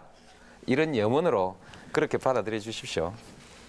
이 문제는 저는 상당히 중요하다고 생각을 합니다. 그래서 노 후보께서 그 생각을 좀 정리를 좀 더 해주셔야 된다고 저는 보는데 설명을 하시면서 김영삼, 김대중 정부도 분열 정부다 이랬는데 그것하고 차원이 다른 얘기입니다. 김영삼, 김대중 정부는 표현하자면 일부 지역에 의존한 소수파 정권이다. 이것은 말할 수 있지만 분열 세력에 의한 정부다 하고는 차원이 다르다고 저는 봅니다. 제가 볼 때 노 후보의 그러한 역사관, 정치관이 제가 볼 때는 위험하다고 보는 이유는 남북한을 똑같이 평가한다는 겁니다. 어떻게 노 후보께서는 남한도 나쁘고 북한도 나쁘다. 이렇게 해서 노 후보께서는 상당히 그 위에서 내려다보든다는 말씀을 하는데 우리가 학교에서 배우는 것은 우리가 좀 잘못 배워서 그런지 몰라도 우리는 좋은 사람, 좋은 나라 정부고 북한은 공산주의 정부다 이렇게 배웠는데 어떻게 똑같이 분열주의 정부라고 하는지 그런 식의 논리라면 북한에 의해서 시작된 그 6.25 전쟁도 통일 시도라고 볼 수가 있다는 것인지 좀 말씀을 해주기 바랍니다. 대체로 그런 질문을 하시는 분들이 과거 냉전주의자들 또 그렇습니다. 과거 그 냉전적 사고를 가지고 국내 사람들을 좌우로 구분해놓고 좌는 다 몰아내야 될 사람으로 이렇게 해왔던 우리 역사의 찌꺼기입니다. 남한은 유엔이 승인하고 그야말로 자유로운 선거를 거쳐서 성립된 민주정부입니다. 그러므로 남한 정부가 훨씬 더 북한 정부보다 민주적 정통성을 가지고 있는 정부이죠. 그러나 민족적 관점에서 봤을 때 그것은 또한 분열적 세력일 수밖에 없는 것이다. 역사라는 것은 냉정하게 평가해야만이 거기에 대한 반성을 토대로 해서 새로운 역사를 만들어 나갈 수 있는 것입니다. 네, 외교안보 남북관계 분야에 대해서 이번에는 노무현 후보의 질문 순서입니다. 정 후보께서는 이제 남북 간의 교류, 협력, 지원 이런 것을 더 발전시켜야 된다고 말씀해 오시다가 이제 아마 북한 핵 문제가 계기가 된 것 같은데요. 핵 문제가 계기가 되면서 지원도 끊어야 한다, 중단해야 된다 하시고 했는데 지금 지원을 중단해 버렸을 때 그때 결국 북핵 문제는 북한과 미국 간의 관계로만 이렇게 맡겨지고 남한이 이 주도적인 역할을 하기가 어렵게 됐을 때 긴장이 더욱더 높아지고 더 위험해지는 거 아닙니까? 위험해지고 그렇게 했을 때 자칫 전쟁에 관한 얘기들이 전쟁 가능성에 대한 얘기들이 계속 거론될 수 있는데 그렇게 됐을 때 여러 가지 경제적인 침체도 올 수 있고 이런 것이 있는데 이 점에 관해서 어떤 생각으로 그렇게 말씀하셨는지 한번 설명을 좀 해주시죠. 제가 그 미국의 수도 워싱턴에서 국제정치학 박사를 받았고 제가 국제정치학 박사를 공부하는 과정에서 제일 많이 공부한 것이 미국의 핵 전략입니다. 그래서 저는 핵 문제에 관해서는 또 제가 국회 국방위원회 외무위원회에 있으면서 뭐 국내 어떤 분보다도 제가 많이 공부한 사람 중에 하나라 이런 생각은 하고 있습니다. 먼저 핵무기 문제는 이게 군사 무기가 아니고 정치 무기라는 인식을 저희들이 해야지 되고요. 북한이 이번에 제네바 합의를 어겨가면서 핵 개발 프로그램을 비밀리에 진행했다는 것은 국제사회에서 북한의 신뢰를 깨뜨리는 일입니다. 그래서 북한이 그 사태의 심각성을 알 수 있도록 저희들이 도와줘야 하는 것이 우리들의 책임이라고 생각을 합니다. 제가 이렇게 얘기를 했습니다. 현금 지원은 중단하는 것이 마땅하고 인도적 지원과 예를 들면 도로나 철도를 연결하는 비현금 지원 이건 계속 해지된다고 생각하고요. 미국이 돈을 내는 그 중유도 지금 12월 달까지는 난방용이고 겨울이기 때문에 계속하는 것이 저는 바람직하다 이렇게 이야기를 했습니다. 서울대학교 외교학과의 전인영 교수라고 계시는데요. 그분이 노 후보와 저의 그 대북 정책을 비교하면서 이렇게 이야기를 했습니다. 이건 그분이 직접 하신 겁니다. 저희 대북 정책이 가장 합리적이다. 그런데 저희 대북 정책은 신축적이고 유연하기 때문에 모르는 사람이 보면 왔다 갔다 한다 이렇게 오해할 수는 있다. 이렇게 평가를 해 주셨습니다. 예. 예, 좋습니다. 내가 보도만을 보았는데 그래도 중유 지원을 계속 해야 된다라든지 이런 그 입장을 가진 점에 대해서는 좀 마음이 놓입니다. 제가 여러 번 말씀드렸습니다. 이건 마음이 놓이고 그렇게 했으면 좋겠고요. 어떤 그 교수님 말씀하시는데 뭐 그거야 저도 서울대학 교수님 여러분이 저를 도와주십니다. 네. 한국의 국제정치학 박사도 많이 계시지 않겠습니까? 많이 계신 것 같고 저는 이런 걱정을 좀 해봅니다. 금강산 사업은 참 중요하다. 개성공단 사업도 대단히 중요하다. 꼭 성공해야 된다. 근데 제가 이걸 지원해주고 잘 되도록 이렇게 여러 가지 이 남북관계를 풀어서 잘해 지원해주면 아무도 시비를 걸지 않을 것 같은데 이게 우리 정 후보가 대통령이 되셔가지고 금강산 사업을 지원하면 형님 사업 도와주는 셈이 되고 개성공단 사업도 지원하면 형님 사업 도와주는 셈이 돼가지고 야당이 너무 공격을 많이 하고 이렇게 해서 이런 사업에 오히려 차질이 많이 생길 것 같습니다. 걱정되시지 않습니까?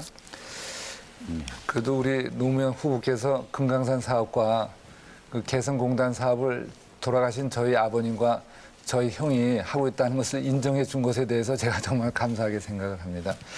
이 금강산 사업은 앞으로 제대로 평가를 받으려면 이거 한 5년은 있어야 된다고 저는 생각을 합니다. 또 개성공단 사업은 평가를 받으려면 한 20년은 있어야 된다고 저는 생각을 하는데 무슨 말씀이냐면 이게 장기 사업이기 때문에 지금 시작한 사람이 절대로 다 마무리할 수가 없는 사업입니다. 이것이 제대로 되려면 문자 그대로 국제 컨소시엄이 돼서 일본과 미국과 유럽의 자본이 참여를 해야 됩니다.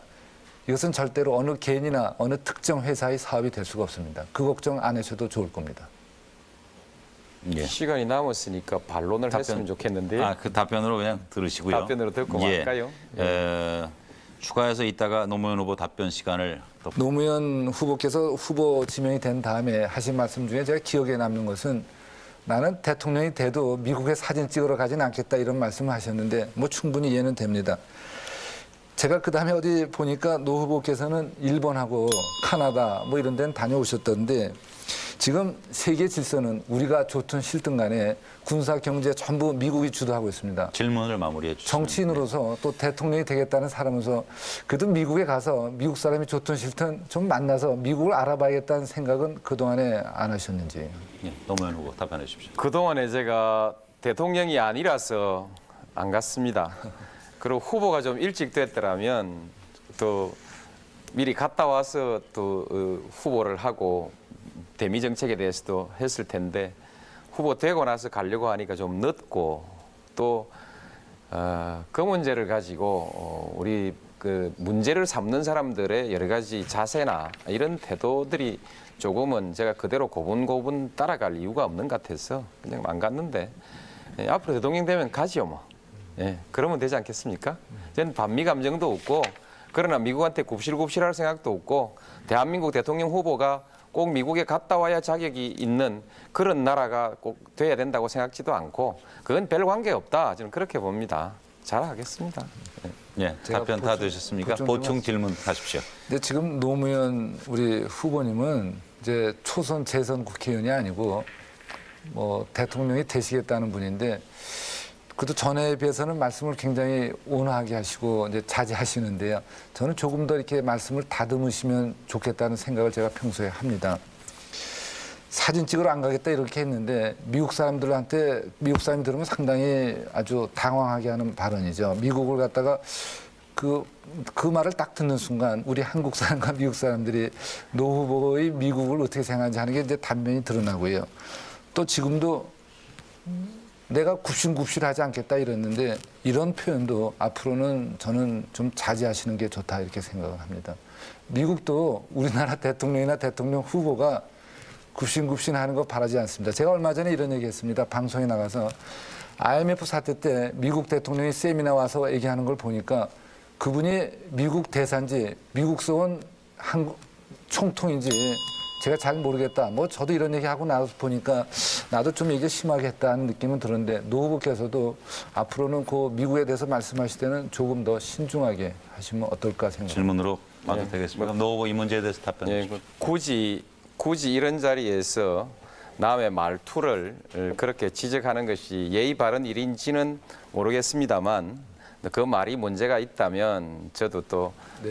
다시 한번 생각해 보죠. 그러나 우리 한국의 지도자들이 그동안에 미국에 대해서 지켜야 될 자세를 제대로 지키지 못했고 그래서 우리 많은 국민들이 자존심이 상해 있고 또 실제로 사진 찍으러 간 분들이 너무 많습니다. 러시아 가가지고 사진 찍어 와가지고 과시한 분도 있고 미국 가가지고 사진 한 장 찍어 와서 과시한 분들도 있고 미국 가서 미국 대통령보다 더 강경한 발언을 통해서 그 우리 이렇게 미국하고 말하자면 친하다는 것을 과시하기도 하고 이런 일이 있어서 저도 이제 좀 마음에 섭섭함이 있어서 아마 그런 말을 한 모양인데 오늘 공개된 방송에서 제가 굽실굽실이 좀 어떤지 모르겠습니다만 그게 존재했던 사실이라는 점만은 인정하십시오. 네. 예.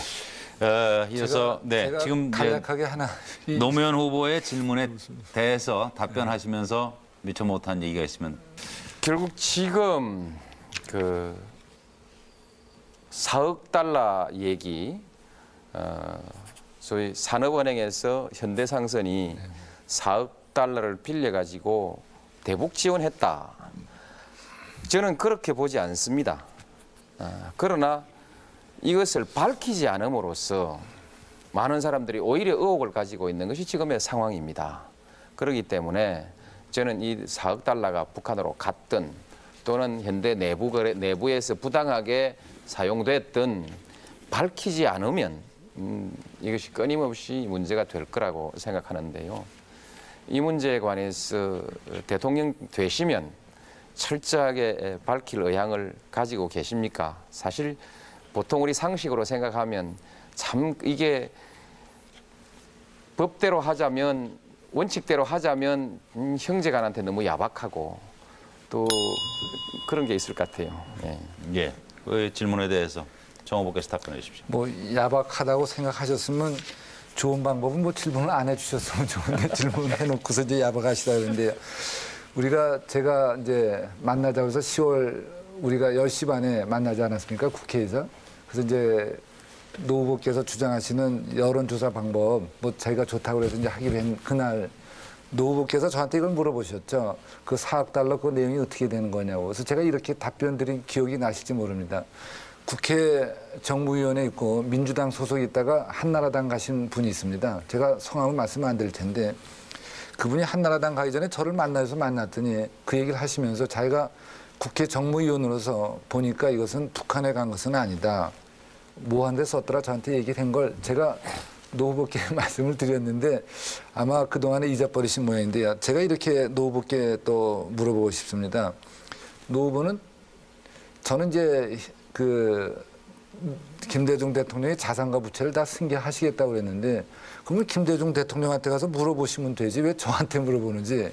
그리고 또 민주당이 지금 우리나라의 여당인데 지금이라도 선거철이지만 한나라당하고 합의해서 그걸 국정조사를 하시면 됩니다.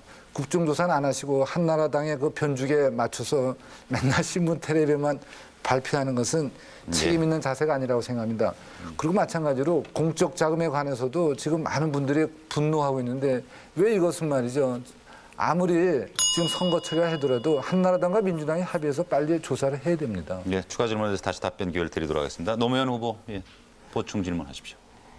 정몽준 후보 말씀하시는 거 보면 참 시원시원해요. 네. 참 그리고 마음 편하신 분이라는 생각이 드는데 공적 자금은 또 이게 현대가 많이 받았거든요. 여튼 그렇습니다. 조사를 철저히 하면 다 이 집안일입니다. 저는 그 4,900원 4억 달러에 대해서는 확실하게 조사해야 된다고 생각하고 조사해야 합니다. 대통령에게도 촉구하고 있고 저는 앞으로 조사할 겁니다. 국민들에게 밝히고 지난번에 제가 정 후보에게 물어봤던 것은 후보 단일화하면 선거 기간 중이라도 우리가 상호 협력 관계가 되는데 연정 아니라도 협력을 하게 되고 국민들이 보게 되는데 이 문제가 어떻게 불거질지 불안해서 한번 내가 물어본 겁니다. 4천억에 대해서 좀 아시냐? 모른다고 하셨어요. 모른다고 하셨는데 정 후보가 모르시는 것과는 관계없이 이 부분은 국민들이 의혹을 갖고 있기 때문에 언제든지 잠재적 그 폭발성을 가지고 있죠. 그래서 내가 어떻게 할 거냐 또 여쭤본 겁니다. 제가 답변. 예. 이 노무현 후보께서 이제 저희 아버님이 현대라는 아주 대기업을 창업하시니까 그 자꾸 말씀하시면서 집안일 그러는데 사실 저희 아버님이 현대 창업자라는 건 역사적인 사실이고 저희 많은 가족들 또 우리나라 많은 국민들이 현대라는 대기업이 자동차 중공업 분야에서 세계적인 경쟁력이 있는 기업이 우리나라에 있다는 데 사실에 우리나라 많은 국민들이 자부심을 느끼고 있습니다. 또 무슨 공적 자금이 회사에 들어갔는데 이렇게 말씀을 하시는데 한나라당이 전부 과장해서 한 얘기를 갖다가 지금 또 이 자리에서 뭐 또 사실인 것처럼 그대로 하시는 것도 저는 상당히 뭐 좋은 일은 아니라고 생각을 합니다.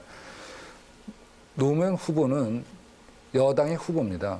그걸 정부 여당에 대통령한테 가서 물어보시면 될 일을 지난번에 저한테 우리 국회에서 밤늦게 만났을 때 제가 말씀을 드렸죠. 이름 얘기 안 하려고 그랬는데 민주당 소속에 있다가 한나라당 갖고 정무위원회 계시는 그 김 의원님 계십니다. 그분이 분명히 말씀을 하셨어요. 북한으로 안 갔다고. 뭐 이런 걸 당이나 정부에다 물어보시면 됩니다. 자꾸 저한테 이런 데서 물어보시지 말고. 저는 참 현대가 사회에 많은 공헌을 했다 이렇게 생각하고 또한 제가 그 정주영 회장님께도 많은 비판도 했지만 또 많은 자리에서 정말로 훌륭한 분이다. 그렇게 또 평가도 합니다. 그런 말씀도 하셨군요. 하고 하는데 다만 그러나 이제 그 우리 이 연고의식이 강한 한국 사회이기 때문에 또 그런 연고의식이 강하지 않은 서구 사회에서도 어떻든 가족 관계라는 것은 또 무시할 수 없는 것이기 때문에 정책의 중요 부분이 가족 문제에 걸리면 공정하기 어렵기 때문에 그런 문제에 대해서 자연 질문을 하게 되는 것이 상식이니까 너무 섭섭하게 생각하지 마십시오. 그게 정치 아닙니까? 정치이고요. 고교 평준화를 하면 여러 가지 부작용이 많을 것 같은데 이 문제에 관해서 그동안 입장을 정리하셨는지요? 평준화를 하면 문제가 있다 이렇게 말씀하셨는데 맞습니까? 평준화를 폐지하면? 폐지하겠다 하면 문제가 많을 것 같은데 그 뒤에 보니까 입장이 조금 바뀌신 것 같기도 하고 해서 다시 물어봤습니다. 평준화 제도가 문제가 많다는 거는 아마 노무현 후보께서도 이제 인정을 하실 겁니다. 뭐 제가 답답하게 생각하는 거는 우리나라 교육의 최고 전문가들께서도 그럼 어떻게 할 것이냐 제가 여쭤보면 이 문제는 너무 복잡하니까 어디 토론에 나가서 점수 달라고 하지 말고 그저 가만히 계십시오. 저한테 이렇게 말씀을 해줘서 정말 답답하게 생각을 합니다. 우리 국민들이 교육 정책에 관해서는 속수무책이라는 무력감에 빠져 있는 것, 저는 그 자체가 더 큰 문제라고 생각을 합니다. 학벌 위주의 사회에서 생긴 모든 병폐가 지금 우리나라의 공교육의 부실화로 이어졌다고 생각을 합니다. 최근에 울산대학교 배무기 총장이 위원장으로 있고 대통령 직속위원회는 교육 인적 자원 정책 특별위원회에서 발표를 했습니다. 여건만 맞는 모든 사립 고등학교는 자립형 사립고로 육성하겠다 이렇게 말씀을 하셨는데 저는 그것도 아주 좋은 방법이라고 생각을 합니다. 정부에서 지원만 해주면은 지금 우리 사립학교의 많은 시설 또 공립학교도 지원을 해가지고서 그 공교육을 갖다가 내실화해서 이 문제를 전 해결할 수 있다고 생각을 합니다. 그래서 고교 평준화는 폐지하고 자립형 사립고를 많이 인정하시겠다. 자립형 사립고가 앞으로 많이 설립이 되면은 점진적으로 이 평준화 문제는 해결된다고 생각하고 있습니다. 실제로 그 고교 평준화를 폐지하면 중학교까지 이제 과외 열풍이 다시 불게 되죠. 그럼 사교육비는 더욱더 엄청나게 될 것이고 지금 가장 문제가 사교육비 때문에 이제는 부자버지 둔 사람만 인류대학 갈 수 있고 심지어는 이제 사법시험 같은 고등고시도 부자가 아니면 할 수 없다는 그런 시대로 가게 되는데 그렇게 되면 사회적 지위라든지 학벌이 이제 세습되는 사회로 갈 수도 있습니다. 이것을 더욱 심각하게 만들 수 있는 것이 이제 이 고교 평준화 제도 폐지이고 자립형 사립고 해놓으면은 여기에서 165고등학교 경쟁이 심해져서 그래서 165 인맥들이 생기고 더욱 지금 평준화 때문에 165 인맥들이 해소돼 가는데 더욱더 학벌주의 사회를 부추기게 되는데 이것을 폐지하겠다고 하시니 이런 부작용에 대해서는 어떻게 대비를 하실지 그걸 여쭤본 겁니다. 우리 노무현 후보께서는 서울대학도 뭐 폐지하는 게 좋겠다고 어디서 제가 말씀을 하신 것으로 기억을 하는데요. 사실 아닙니다. 네. 지금 우리나라에 보면 학벌 세습 뭐 이런 단어를 말씀하셨는데 저는 꼭 그렇지는 않지만 그러한 위험성은 저는 있다고 봅니다. 근데 지금 평준화를 하고 있는데도 학벌 세습에 이런 위험성이 있는데 그럼 평준화 제도를 노 후보께서 계속 유지하면 학벌 세습이 안 된다고 생각하는지 저는 이렇게 생각합니다. 평준화 제도는 뭐 갑자기 고친다 그러면 학부모님들이 전부 불안해하니까 갑자기 고친다 그러면 이제 불안해하죠. 그러면 학부모님들은 왜 정부가 발표만 하면 불안해하는가 보면 기본적으로 뭐 미안한 말씀입니다만 노무현 후보가 계시는 정부 여당을 불신하기 때문에 저는 그런다고 생각을 합니다. 그렇지만은 이번에 가령 배무기 총장이 그 위원장으로 하신 그런 위원회에서 앞으로 좋은 자립형 사립고를 많이 하겠다. 이것은 분명히 연구할 만한 대안이 된다고 저는 생각을 합니다. 예, 답변 시간을 조금 넘기셨고요. 이제 질문 기회. 정부는 우리나라 사회복지 분야의 정책에 있어서 많은 논란과 그리고 실패를 가져왔다고 생각을 합니다. 의학 분업 정책도 실패한 것이라고 생각을 합니다. 노 후보께서는 이 복지 문제를 접근할 때 유럽식 사회주의를 원용하겠다 이렇게 말씀하셨다고 그러는데 예를 들면 노 후보가 제시하는 총액 예산제 이런 걸 제시했다고 그러는데 이것은 유럽에서 뭐 실패한 것이 아니냐 또 프랑스에서도 실패했다는 지적을 받고 있고요. 또 노 후보가 찬성하시는 참조 가격제는 가난한 사람들은 질이 떨어지는 약을 먹게 되는 이런 뭐 위험이 있다는데 여기에 관해서 좀 말씀을 해주시기 바랍니다. 우선 용어부터 오해 생길 만한 용어부터 한두 개 고치겠습니다. 유럽식 사회주의라고 말하지 않았습니다. 그냥 유럽식 제도인데 유럽에는 소위 사회주의 정당과 또 보수 정당이 번갈아 가면서 집권하지만 이 사회 제도는 비슷하게 돼 있기 때문에 그냥 유럽식이라고 하면 보수당 정책도 우리보다 훨씬 더 좀 복지적 지향적입니다. 그렇게 보시고 총액 예산 제도라는 것은 제가 지방자치 얘기할 때 이런 말을 쓴 것이고 아마 이 의학분업과 얘기한다면 포괄수가제를 총액예산제로 지금 잘못 말씀하고 계신 거 아닌가 싶습니다만 총액예산제는 그런 것하고 관계없고요. 그다음 질문을 제가 그만 총액예산제 신경 쓰느라고 참조가격제. 네, 참조가격제. 이게 이제 왜냐하면 요즘 의료비가 너무 많이 의료보험 비용이 너무 많이 들어가는 이유 중에 하나가 이 원본 약 제약회사의 외국계 소위 오리지널 약이라고 해가지고 보통 우리 한국에서 비슷한 약효를 가진 약보다 30배 이상 비싼 약도 있는데 이런 처방을 많이 하기 때문에 그래서 이게 약가가 많이 올라가고 이제 부담이 많아집니다. 많아지니까 이 부담을 줄이기 위해서 너무 비싼 약을 처방하지 못하게 참조 약가를 두는 것이거든요. 이 좋은 제도입니다. 이 지금 참조 가격제가 뭐 약 파는 사람들이 약값을 너무 많이 올려받지 못하게 하는 좋은 제도라 그랬는데요. 뭐 그런 제도 그런 면도 있다고 봅니다. 근데 모든 제도는 이제 다 장단점이 있다고 보는데 근데 하여간에 이것이 가난한 사람들은 자기가 돈을 더 추가로 못 내기 때문에 질이 떨어지는 약을 먹는다 하는 결과를 가져온다 하는 것이 뭐 여러 사람들의 지적이고요. 총액 예산제를 노 후보가 제시했는데 설명을 해달라고 했더니 혹시 포괄수가제를 의미하는 거 아닌데 포괄수가제하고 총액 예산제는 제가 다르다고 봅니다. 총액 예산제라는 것은 제가 이해하는 것은 어느 병원에서 금년에 환자를 갖다 치료하고 의료비를 모두 100만 원어치 청구했다면은 내년에는 가령 110만 원 이상은 못한다 이런 제도입니다. 그래서 총액 예산제를 제안하셨다고 그랬는데 그럼 제안 안 하신 건지 말씀해 주시기 바랍니다. 총액 예산제는 제가 다시 한번 살펴보겠습니다. 그렇게 하시죠. 그 부분은 저희 당 정책이라도 가끔 제가 기억하지 못하고 있는 게 있을 수 있는데 이 부분은 살펴보겠는데요. 제가 우리가 가지고 있는 논리 구조 속에 총액 예산제가 들어가기가 그렇게 쉬운 것은 아닙니다. 지금 왜냐하면 당에서 발표를 했으니까요. 너무나 많이 나가 있는 것이기 살펴보시죠. 때문에 이건 다시 한번 살펴보겠습니다. 그런 뭐 이거 하나둘 빠지고 하나둘 기억 못했다고 대통령한테 별 지장이 없으니까 다시 한번 제가 살펴보겠습니다. 그렇게 하시죠. 예.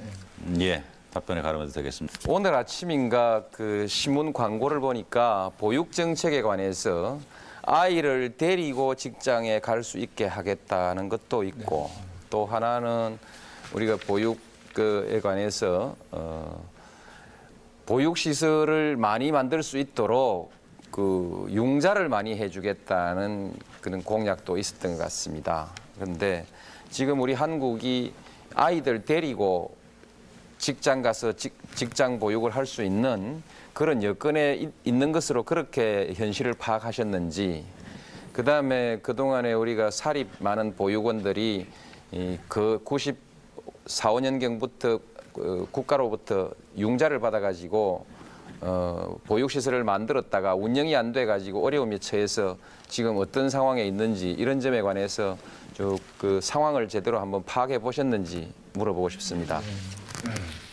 아이를 데리고 직장에 간다 하는 저희들이 정책 광고를 냈는데 저희가 낸 정책 광고를 유심히 봐주셔서 이 자리 들려 이제 감사 말씀을 드립니다. 우리나라 법에 지금 300인 이상 직장은 보육시설을 하기로 돼 있는데 제가 볼 때 기업의 사업주가 나쁜 생각을 해서 그런 것이 아니고 이런 법이 있는 줄을 잘 모르기 때문에 못하고 있습니다. 제가 대통령이 되면 많은 기업인들에게 부탁을 하겠습니다. 이것이 잘하면 일하는 여성에게만 좋은 것이 아니고 직장에도 도움이 된다. 지금 많은 연구 결과가 직장에서 보육시설을 한 직장이 그러한 회사가 돈도 많이 벌고 회사 잘 굴러간다는 많은 실증적인 연구들이 나오고 있습니다. 저희들이 이제 앞으로 보육시설을 많이 하는 건 중요한데 일본의 경우는 이런 거 있습니다. 노인을 보호하든지 어린아이를 보호하든지 정부가 새로운 집이나 시설을 짓는 것이 아니고 기존에 있는 여러 가정집들 중에서 그런 것을 할 수 있는 집을 선정을 하면 그 대신에 보육사들이 가서 해주는 제도, 저는 이런 제도가 필요하다고 생각을 합니다. 사회 제가 가지고 온 질문은 뭐 다 질문을 했는데 아직도 하나가 남아 있습니까? 네. 괜찮으시면 혹시 제가 정치 분야 쪽 질문하면 안 되겠습니까? 그럼 이 자리에서 노무현 후보께서 동의하시면 예, 그동안 동의하겠습니다. 못하신 예, 저하고 노무현 우리 후보님하고 이번에 단일화에 성공하는 것은 아주 중요하다고 생각을 합니다. 지난 87년에 김영삼 후보와 김대중 후보께서 단일화에 실패하지 못하신 것은 그분들이 이제 단일화하고 만났을 때 그 중에 한 분께서 내가 후보를 사퇴하면 나는 뭐 맞아 죽는다 뭐 이런 말씀을 하셨다는 그런 이제 일화도 있는데 우리 정치인은 정치를 하기 위해서는 도와주는 사람이 있어야 되는 건 분명하지만 또 자기가 어느 정도 이제 독립적으로 해야 되는 건 필요하다고 봅니다. 노무현 후보를 지금 도와주시는 분들을 이제 노사모라고 부른다고 그랬는데 이번 선관위에서 이러한 사조직은 바람직하지 않다고 했는데 그런데 노사모에서는 우리가 자발적으로 하는 것인데 선관위가 구시대적인 관점에서 우리를 규제한다 그래서 반발을 하신다고 그랬는데 예. 여기에 대해서는 이제 어떻게 생각을 하시는지요? 그리고 예. 또 노사모 무슨 게시판에 제가 순복음교회 가서 목사님을 만났더니 질문 마무리해 주십시오. 노 후보께서 대통령이 되면 이건 노 후보 말씀이 아니고 노사모 게시판에 나온 건데 대기업과 대형 교회는 문 닫게 하겠다 뭐 이런 게 나왔다는데 노무현 후보께서는 노사모 이런 활동에 관해서 뭐 일부에서는 좀 걱정하시는데 어떻게 생각을 하시는지요? 노사모가 만들어진 것이 2000년 4.13 총선에서 제가 낙선하고 나니까 노무현이가 어떻든 지역 구도와 한번 지역 구도를 극복해 보겠다고 부산 가서 어떻게 보면은 뭐 그렇게 희생했으니까 다시 살려내자 이렇게 해서 만들어졌지 노사모가 무슨 노무현 대통령 선거 조직하려고 처음부터 한 것이 아닙니다. 그렇게 하다가 점차 모여서 하는데 자기들이 돈 내고 자기들끼리 인터넷에서 만나가지고 흔히들 번개라 해서 바깥에서 만나 차 한 잔씩 하고 모여서 밥 먹으면 자기 돈 다 내고 저한테 돈 10원 달라고 하지 않고 이런 자발적인 국민들의 정치 조직인데 선거가 말하자면 과열되는 것도 막아야 하지만 그러나 국민들의 자유로운 정치 활동도 국민의 기본권이지 않습니까? 우리 선거법은 과거에 후보들한테 돈 받고 그렇게 막 돈을 엄청나게 쓰고 돌아다니는 이런 소위 말하자면 무슨 산악회식의 사조직, 후보가 뒷조종하는 돈 드는 사조직, 그거 하지 말라는 것이 결국 이것까지 지금 같이 형식적으로 걸리니까 이제 같이 했는데 우리가 그렇게 해서는 안 됩니다. 국민들의 정치적 자유도 인정해야 하기 때문에 이것은 이제 하는 것이고 게시판에는요. 그래서 법적으로 지금 하겠다는 것이고 게시판에는요. 하루에 수천 명씩이 접속해가지고 하고 싶은 얘기, 욕설도 많이 올라옵니다. 그래서 거기 적힌 말을 가지고 제 사상을 재단하려고 하지 마십시오. 예, 제안 존경하는 국민 여러분 잘 지켜보셨습니까? 우리 노 후보님도 수고 많이 하셨습니다. 이런 딱딱한 자리보다는 바깥에 나가서 포장마차에서 앉아서 얘기하는 것이 서로 신뢰 형성에 더 도움이 되겠다 이런 생각도 해봅니다.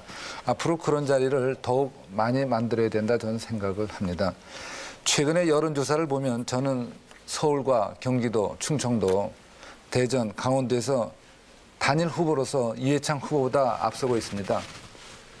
단일 후보가 아닐 때에도 영남에서 울산은 제가 항상 앞서고 있었습니다.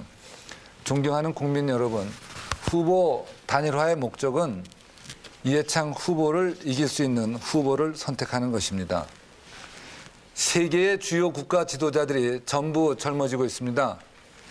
중국도 70대의 국가 지도자들이 뒤로 물러서고 50대의 젊은 사람들로 바뀌었습니다.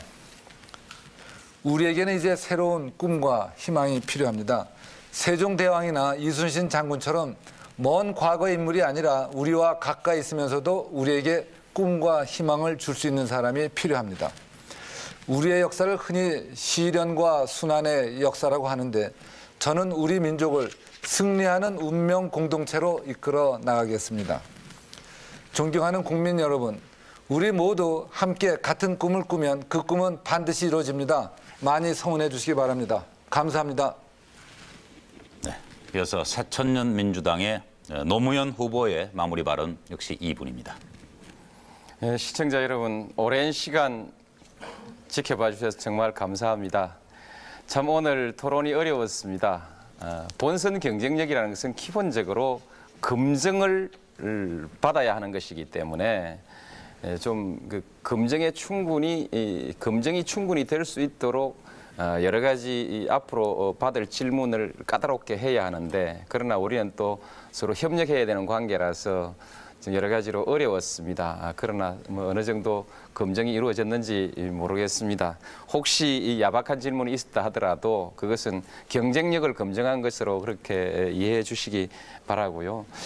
결국 다음에 이길 수 있는 후보, 경쟁력 있는 후보라는 것은 의혹이 없어야 합니다. 의혹이 있어서 끊임없이 공격을 받으면 상대방에 대한 공격도 제대로 할 수 없고 해서 제대로 경쟁해 나갈 수가 없고, 그다음에 국민들의 신뢰를 받으려면 지역 감정을 극복하기 위한 노력이라면 그것을 얼마만큼 오래 지속적으로 일관되게 해왔는가, 그리고 이 우리나라에서 정직하게 살고 있는 우리 보통 사람들이 좀 더 그렇게 대우받는 사회로 가기 위해서 얼마나 오랫동안 좀 진지하게 자기 몸을 바쳐서 노력해 왔는가, 이 많은 것들이 검증돼야 된다고 생각합니다. 저는 여러 점에서 뭐 할 얘기가 있지만 무엇보다도 의혹이 없습니다. 어느 경우에도 조사받아라 또는 뭐 고발을 당한다든지 조사를 받아야 한다든지 이런 의혹이 없는, 제야말로 떳떳한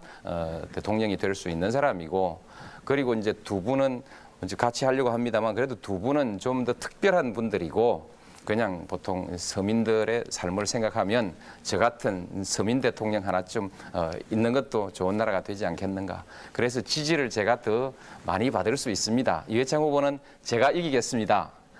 믿고 맡겨주십시오.